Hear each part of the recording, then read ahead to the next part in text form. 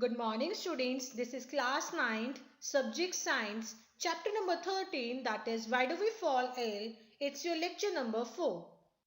In today's lecture, topics to be discussed are principle of treatment and principle of prevention. The first topic is principle of treatment. Means what are the various procedures to treat infectious disease? For example, when you fall sick, suppose you are suffering from fever. So, what are the steps taken by your family when you fall sick? They either advise you to take medicines or they might advise you to go for a sleep. Right? So, based on far what we have learned, it appears that the treatment consists of two steps.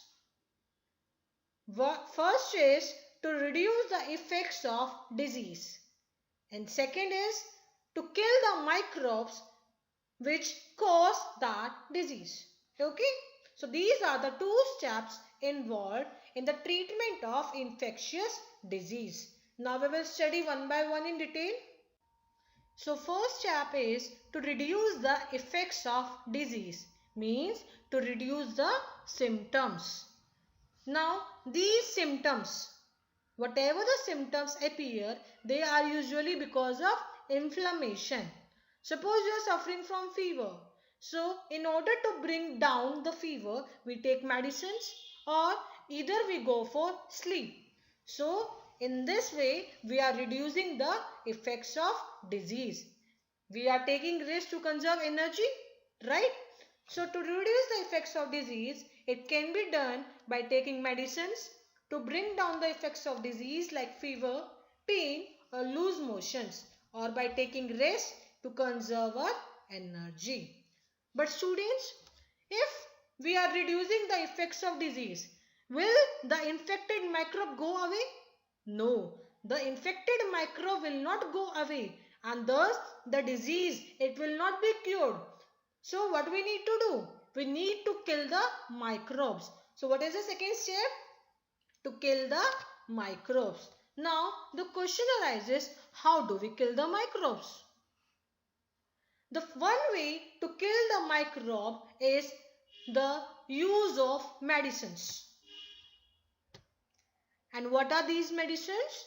These are antibiotics. So what is antibiotic? Antibiotic is a medicine that inhibits the growth of or destroy the microorganisms. And what are the examples of microorganisms? That we studied: bacteria, viruses, protozoans or fungi. So to kill the microbes, what we need to take? Either antibiotics, that is medicine, and the second way is intake of drugs. Now you know that antibiotics, they block the biochemical pathway. Similar is the situation with drugs. The drugs also, they block the bacterial synthesis pathway without affecting our own. So the process of the mechanism, that is same of antibiotics and drugs. So how to kill the microbes? Either intake of antibiotics or drugs, and in this way the disease gets cured. So coming to next topic, next is principle of prevention. Means how the infectious disease can be prevented. Basically, there are two ways of prevention of the infectious disease. What are those two ways? They are general ways and specific ways. Now, general ways of prevention. The general ways of preventing infections, they mostly relate to the preventing exposure. They are related to the preventing exposure. For example, I have made a table for you people so as to learn easily. Means what are the general ways of prevention of the infectious disease. The first point is public hygiene. Yes, public hygiene is very important for the prevention of infectious disease. If the public hygiene, it is not maintained, then what will happen? There will be a chance of chronic disease to be spread. So maintenance of public hygiene is a very important factor in order to prevent the spread of disease as well as for a healthy growing population. Clear? Second point is proper and sufficient food for everyone will make people healthy to resist infection. If we take proper, sufficient as well as nutritious or the balanced diet. So in order in order to be healthy, we take sufficient, proper, nutritious food. Now, if someone is taking such kind of food, he or she will remain healthy. And if he or she remains healthy, the potential of doing work will be increased. Okay, so it is advised to take proper as well as balanced diet. Third one is airborne disease. What are airborne disease? The disease which are spread through air. The airborne disease can be prevented by living in the conditions that are not crowded. Through air, we can get various disease from an infected person.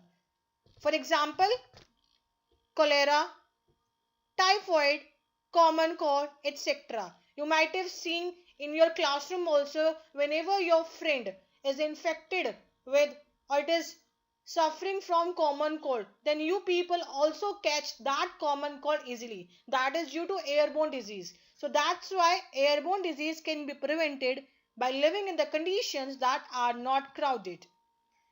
Next, waterborne disease, it can be prevented by providing safe drinking water. If the water is not contaminated, if the water is not contaminated with the various microbes, then the spread of the infectious disease will be stopped and we will remain healthy. Last, vector-borne disease can be prevented by providing clean environment. If the environment is clean, so what will happen? The mosquitoes, they will not be allowed to breed. And if the mosquitoes will not be allowed to breed, then the spread of the infectious disease will not take place. So it is advised to maintain a clean and hygienic environment. That is one of the most foremost precaution taken to stop the spread of infectious disease. So these are the general ways of prevention. Now next comes specific ways of prevention. What are the specific ways of prevention? The specific ways, they are related to the peculiar property of the immune system. And that immune system, it is involved in fighting of the microbial infections. So how the infectious disease, they are prevented by the specific ways? It is prevented by immunization through the intake of vaccines. Let us take an example. There was no smallpox anywhere in the world. There was no smallpox anywhere in the world, but 100 years ago, smallpox, they were very common. Why? Because there was epidemic situation. In that epidemic situation, the people, they were very afraid of coming near to the someone who is suffering from that disease, smallpox. Now since they were afraid of coming to that infected person because they could easily catch that disease, so at that time there was only one group of the people who did not have this fear. Who did not have this fear. Why? Because these people, they had smallpox earlier, and once they had the smallpox earlier, they survived it. They lived it. Although there was lot of scaring, but they survived it anyhow. Means what I really wanted to say that if you had a smallpox once in your life, there will be no chance of suffering from it again. If you once suffer in your life, next time chances from suffering from that disease, it is very minute. Why? What is the reason behind? This happens that our body has an immune system. Our body has an immune system which is involved in fighting the microbial infections. Now, whenever this immune system sees that infectious microbe, suppose I gave an example of smallpox. So, whenever that immune system sees that infectious microbe involved in the smallpox, so it will kill that microbe and it will remember that immune system. The immune system will remember that infectious microbe. So, if that microbe re-enters the body the next time, it will respond more vigorously. How? Because the vaccines. What are vaccines? Vaccine is a substance that helps protection against several diseases. Why? Because they contain dead or weakened version of microbe. So it will help our immune system recognize that microbe and it will destroy that microbe. So when this microbe it re-enters the body, that vaccine which is available, it will mimic that infectious microbe and it will strengthen our immune system and thus it will protect the body from the infectious disease. Means what I am going to say, that it will fool the immune system. How? It will develop a memory for that particular infection that will mimic the microbe we want to vaccine against. So are you clear about the specific ways of prevention? It is done by taking vaccines. So vaccines, they are available in a range of infectious disease and they provide a disease specific means of prevention. For example, there are vaccines against tetanus, diphtheria, whooping cough, measles, polio and many other disease. So these vaccines, they will mimic the infectious microbe and they will strengthen our immune system and as a result it will prevent our body from getting infected. So are you clear about the specific ways of prevention? So this was the specific ways of the prevention, that is immunization by taking vaccines. So every kind of disease is not our control, but at least we can do is to take care of ourselves and our surroundings. So it means that we should maintain a clean and hygienic environment. For example, we should wash our hands frequently before eating the meal, right? We should always wear a mask. For example, we are coming in contact with an infected person, so the nurse are advised to wear mask. So that is a kind of precaution. Suppose your friend is suffering from fever, your friend is suffering from typhoid or tetanus, so we should maintain a distance from that friend from some time so that it will help to stop the spread of infectious disease. So these are the various precautions which you should take. So prevention is better than cure. So this ends for today's chapter. Now students, I would be discussing some of the extra points that are related to this chapter to enhance your knowledge. There is a term hemorrhage. What do you mean by this? In hemorrhage, the other name given to this term is bleeding. Now you are familiar with this term bleeding. What is this? It is the release of blood from a broken blood vessel either inside or outside the body. Means whenever there is a blood vessel, when that blood vessel breaks down, the release of the blood takes place either inside the body or outside the body. That process is called as hemorrhage or bleeding. Okay. Next term is toxin. What is toxin?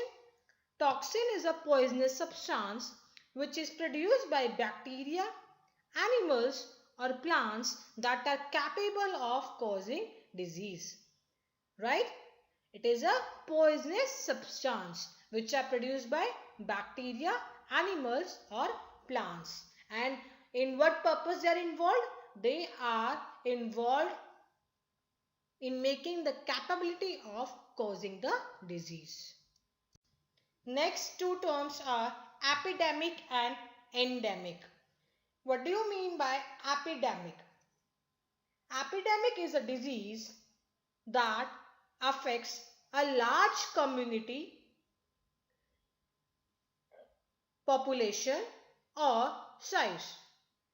And endemic is something that belongs to a particular people or country.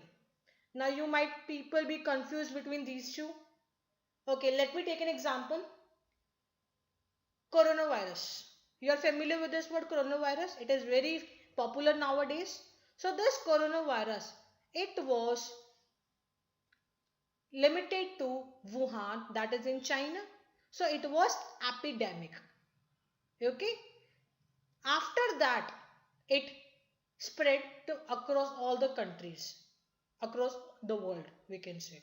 Okay. So that was epidemic situation. That was epidemic disease. Now endemic means it specifies that place. For example, I take the example of ice. Ice is endemic in Antarctica only. Means it belongs to that particular place or country. Now are you clear how to differentiate between the epidemic and endemic disease? Okay. Now students, you will know that there are various amount of the nutrients which are required by the human body, either it's male or female. And what are those nutrients? Carbohydrates, proteins, fats, vitamins, minerals, water or roughage. So these are various nutrients which are required by the human body. Now I would be focusing on proteins. These proteins, they are made up of amino acids. I repeat, the proteins are made up of amino acids. When different amino acids, they join together, they form a chain. So that chain, that is protein. Are you clear about this? What are amino acids? Amino acids are the organic compounds that join together to form proteins. Now, there are different classification of the amino acids that we will study. So let's start with the classification of amino acids. So these are essential amino acids, non-essential amino acids and conditional amino acids. Now let us discuss one by one. What are essential amino acids? Essential amino acids are those amino acids which are not synthesized in the body. And that's why we do not need to take from plant sources. Means what I mean to say that there are some amino acids which are not synthesized in our body. If they are not synthesized in our body means we need to take from somewhere, right? So we need to take from the plant sources. So those are called as essential amino acids. Essential means there is need, right? Now there are total 9 essential amino acids. The detail is not there in your syllabus. I am just giving a general idea. So there are total how many essential amino acids? 9. That's why I have written in bracket 9. Second is non-essential amino acids. Non-essential, the name indicates it is not needed to take from plant sources. It is not needed to take from somewhere. Why? Because they are already synthesized in our body. So what are non-essential amino acids? Those amino acids which are synthesized in the body and we do not need to take from the plant sources. Clear? And how many are there in total? There are total 11 non-essential amino acids. Now the last is conditional amino acids. What do you mean by conditional amino acids? Now suppose there is a illness. Suppose you are suffering from fever, cough, typhoid, diarrhea, anything. Or you might have gone through a surgery or you have some injury. So at that time or after that process, after that particular moment or time, our body needs more amount of essential amino acids. So as to proper functioning of the various organs can take place. So there is requirement of more amount of essential amino acids. And in what form? Through the supplements. So these essential amino acids at that time they are called as conditional amino acids. So it is specifying the condition. That's why it is written conditional amino acids. And what is that condition? That after illness surgery or injury. The essential amino acids, those are called as conditional amino acids. Okay? And how many are there in total? There are total 8 conditional amino acids. So are you clear about the different types of amino acids? Okay. Now next is trace elements. What are trace elements? As the name indicates, trace. Trace means very little amount.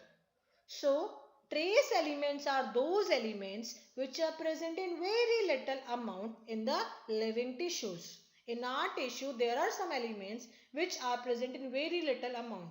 What are the examples of trace elements? Copper, boron, zinc, iron, etc. So these are trace elements. And what is the function of the trace elements? The trace elements, they are important for the cell functions. They are important for the functioning of cells, or they may be involved in performing different functions as well. How? For example, you are familiar with hemoglobin, right? In hemoglobin, there is a trace element present named iron. Iron is that trace element which is present in hemoglobin. So that hemoglobin, that iron, it is acting as an active center of that hemoglobin, which is responsible in the transport of oxygen. Okay, so it is acting as an active center of that hemoglobin, right? And in some of the other cases, it is involved as a catalyst for various enzymes. So it functions as a catalyst for various enzymes, or it functions as a active center. Example I gave you of a hemoglobin. What is present in hemoglobin? The trace element, that is iron. Okay, so this was about trace elements. So what is your homework? Your homework is to do the following questions. Question number 1 is, what precautions can you take in your school to reduce the incidence of infectious disease? Question number 2, what is immunization? Question number 3, what are the immunization programs available at the nearest health centers in your locality? Which of these diseases are the major health problems in your area? Now, students, I would be discussing the homework solutions of lecture number 3. The first question was, why are we normally advised to take bland and nourishing food when we are sick? Answer is, when we fall sick, the normal body functioning get disturbed and they do not function properly. And as a result, improper digestion ability will lose appetite, as well as the absorption of food becomes slow. Therefore, we are advised to take bland and nourishing food during sickness because it is easily digested and it contains adequate nutrients, vitamins and minerals to produce energy. Question number 2 was, what are the different means by which infectious diseases are spread? This is a direct question. The different means by which infectious diseases are spread, they are through air, through water, by sexual contact or through vectors. So you can write down about them easily. I have already discussed you, so I am not repeating again. You can go through that. Question number 3 was, under which of the following conditions is a person most likely to fall sick? A, when she is recovering from malaria. B, when she has recovered from malaria and taking care of someone suffering from chickenpox. C, when she is on a 4-day fast after recovering from malaria and is taking care of someone suffering from chickenpox. Why? The answer is C part. A person is most likely to fall sick when she is on a 4-day fast. Why? Because she has recovered from malaria and is taking care of someone suffering from chickenpox. This is because she is fasting during the recovery and her immune system is still weak. and at this stage her body will not be able to fight against any infection. And if she is taking care of someone else who is suffering from chickenpox, she will get infected too with that chickenpox virus and will fall sick again. Okay, this is a very easy question. Question number 4 was, under which of the following conditions are you most likely to fall sick? A. When you are taking examinations. B. When you have travelled by bus and train 2 days. C. When your friend is suffering from measles. Why? The answer is C. A person is most likely to fall sick when his or her friend is suffering from measles. Why? Because measles is a highly contagious disease. It can easily be spread through respiration, that is air. Thus, it is always better to stay away from your friend who is affected with measles, else even you will get infected with that disease too. Thank you, class.